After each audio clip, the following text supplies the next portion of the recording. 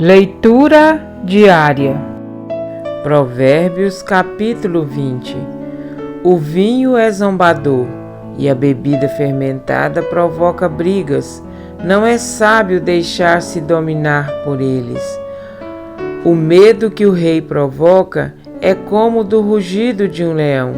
Quem o irrita põe em risco a própria vida. É uma honra dar fim a contendas, mas todos os insensatos envolvem-se nelas. O preguiçoso não ara a terra na estação própria, mas na época da colheita procura e não acha nada. Os propósitos do coração do homem são águas profundas, mas quem tem discernimento os traz à tona. Muitos se dizem amigos leais, mas um homem fiel, quem poderá achar? O homem justo leva uma vida íntegra. Como são felizes os seus filhos! Quando o rei se assenta no trono para julgar, com o olhar esmiuça todo o mal.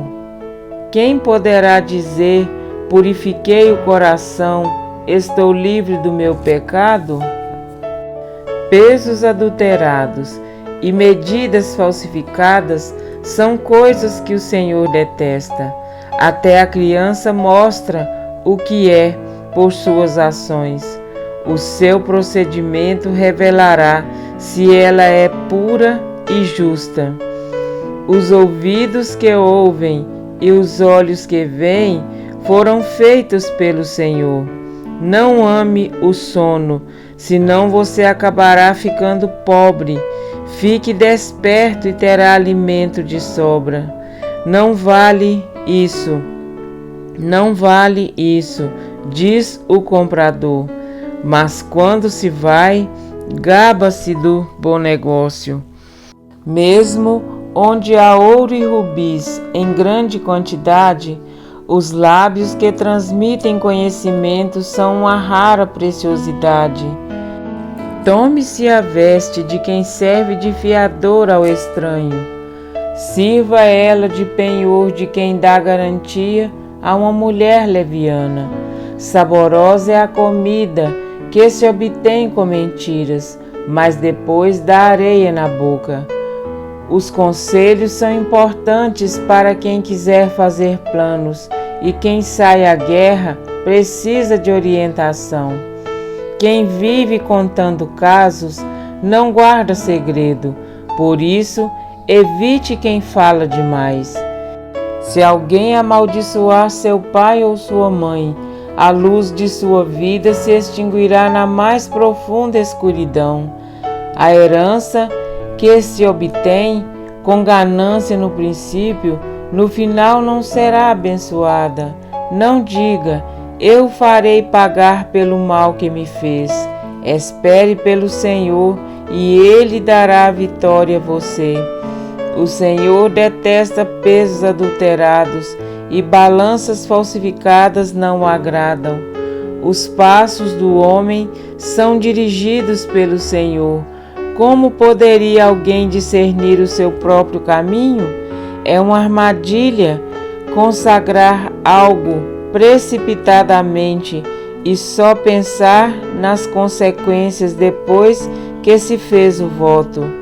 O rei sábio abana os ímpios e passa sobre eles a roda de debulhar. O espírito do homem é lâmpada do Senhor e vasculha cada parte do seu ser. A bondade e a fidelidade preservam o rei.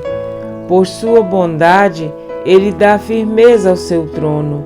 A beleza dos jovens está na sua força, a glória dos idosos nos seus cabelos brancos. Os golpes e os ferimentos eliminam o mal. Os açoites limpam as profundezas do ser. Amém? Para refletir. Ser justo não significa deixar de ser pecador. Ser justo significa que alguém nos justificou. Justificados, pois, mediante a fé, temos paz com Deus, por meio de nosso Senhor Jesus Cristo. Romanos 5:1.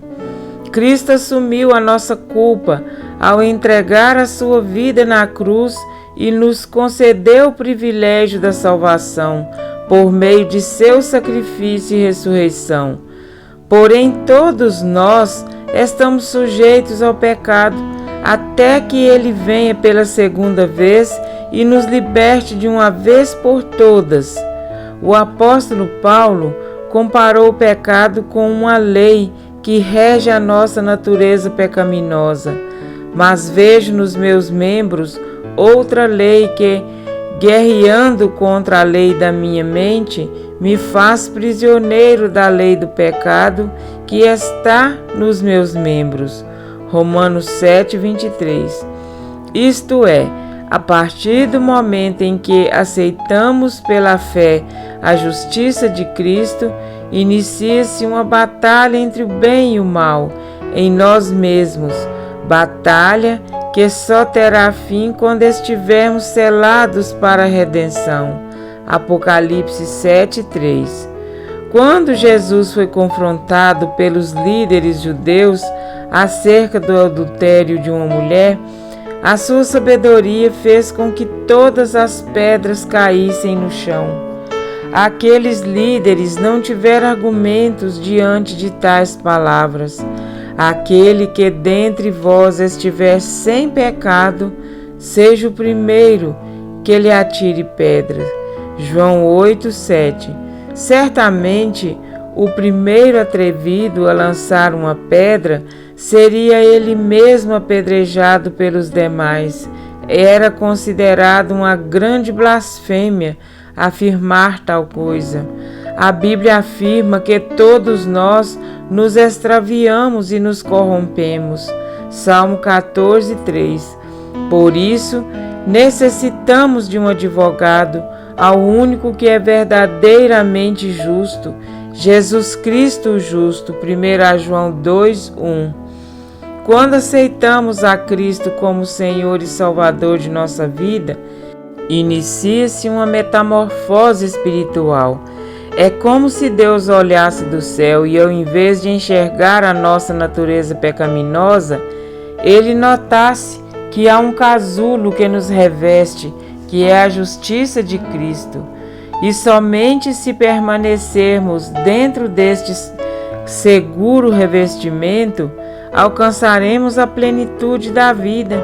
Assim como uma lagarta, para se tornar uma borboleta, precisa obedecer a todo o processo natural, precisamos viver a justiça de Cristo e a novidade de vida que nos foi outorgada.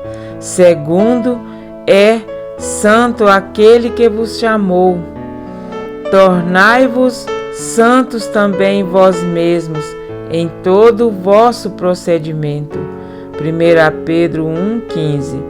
Então aquele que trilha o caminho eterno não será vencido pelo álcool, ele se desviará de contendas, não comerá o pão da preguiça, não será desonesto, não se envolverá em fofocas, não desonrará pai e mãe, não será vingativo e aceitará a repreensão. Cada provérbio tem nos ensinado e como um guia de sobrevivência nos fortalecido para o conflito espiritual que travamos a cada dia. Não podemos ignorar essa realidade e precisamos aprender, mediante as Escrituras, a fazer a guerra com prudência.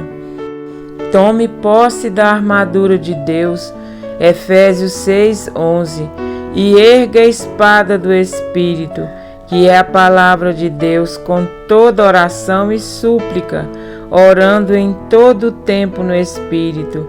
Efésios 6:17-18. E os teus passos serão dirigidos pelo Senhor. Amém?